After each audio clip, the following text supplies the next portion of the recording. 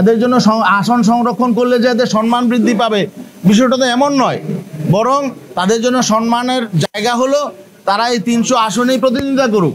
নারীরা প্রয়োজনে রাজনৈতিক দলের নেতৃত্ব দিক, তারা সেখানে নিজেরা প্রার্থী বাছাই করুক, নিজেরা প্রার্থী সিলেকশন করুক, সেখানে যাক, এখানে তো কোনো বাধা নেই। যে জামাতে ইসলামী যেহেতু একটা গুরুত্বপূর্ণ রাজনৈতিক দল এবং তারা অতীতে প্রত্যেকটা মিটিংয়েই ছিলেন, তা আজকে তারা কেন নেই, তাদের প্রতিনিধি আজকে এখনো পর্যন্ত আমরা দেখতে পাচ্ছি না কেন? তারা জবাব দিলেন যে হয়তো তারা লাঞ্চের পরে আসবেন, কিন্তু আমরা আসলে অনলাইন মিডিয়ায় বিভিন্নভাবে দেখলাম যে তাদের একটা রিয়াকশনের কারণে তারা এখানে আসে নাই।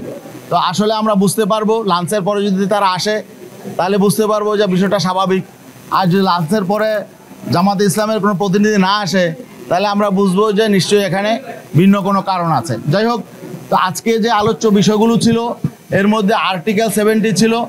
আর্টিকেল 70-তে এবার আজকে মোটামুটি ঐকমত্য প্রতিষ্ঠিত হয়েছে যে অর্থ বিল এবং আস্থা ভোট ব্যতীত অন্যান্য বিষয়ে সংসদ সদস্য এই বিষয়টা আজকে সবাই মিলে ঐক্যমত হয়েছে।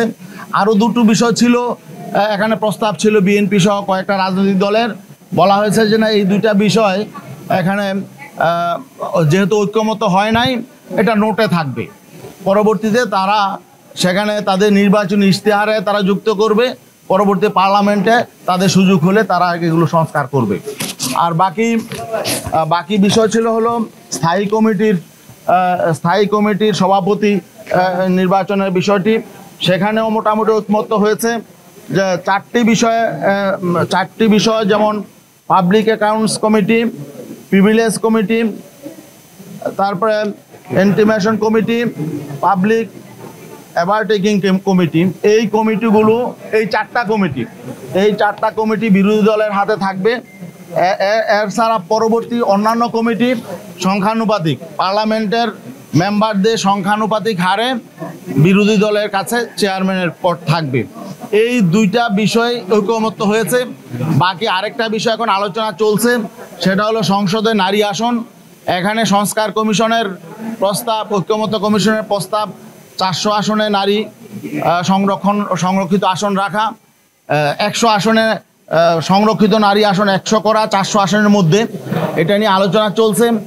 আমরা একটা বিষয় বলেছিলাম যে আসলে তো এই সংস্কার কমিশনগুলো করা হয়েছে যাতে নাকি আগামীতে দেশ সঠিকভাবে পরিচালিত হয়, আগামীতে কেউ কর্তৃত্ববাদী শাসন কায়েম করতে না পারে, স্বৈরাচারী ভূমিকা পালন করতে না পারে এবং ফেসিবাদ যাতে আবার জেগে না বসতে পারে, দেশ যাতে সঠিকভাবে পরিচালিত হয়। এর সাথে নারী আসনের সম্পর্কটা কি? তাহলে কি বিগত দিনে সংসদে নারী আসন কম থাকার কারণে দেশ সংকটে ছিল, স্বৈরাচার প্রতিষ্ঠা হয়েছিল, ফেসিবাদী শাসন কায়েম হয়েছিল? এমনটা তো মনে হয় না। বরং আমরা দেখেছি স্বাধীনতা পরবর্তীতে বেশি সময় 2 জন নারী দেশ শাসন করেছে। পার্লামেন্ট নেত্রী, বিরোধী দলের নেত্রী 2 জনই নারী ছিলেন। তা নারী আসন কম থাকার কারণে, নারীদের উপস্থিতি কম থাকার কারণে দেশে স্বৈরতন্ত্র প্রতিষ্ঠা হয়েছে, কর্তৃত্ববাদী শাসন প্রতিষ্ঠা হয়েছে, বিষয়টা তো এমন না। এটা নিয়ে এত আসলে এরকম ভাবে সংস্কার কমিশন এতটা চাপাচাপি করছেন যে 100 আসন হতেই হবে। এখানে তো নারীদের জন্য কোনো বাইন্ডিংস নেই, বরং এখানে তাদের 300 আসনে, এখন যে বর্তমান বিদ্যমান 300 আসনে তো তাদের প্রতিদ্বন্দ্বিতা করার ইকুয়াল রাইট আছে। তা এদের সংরক্ষণ করতে হবে কেন?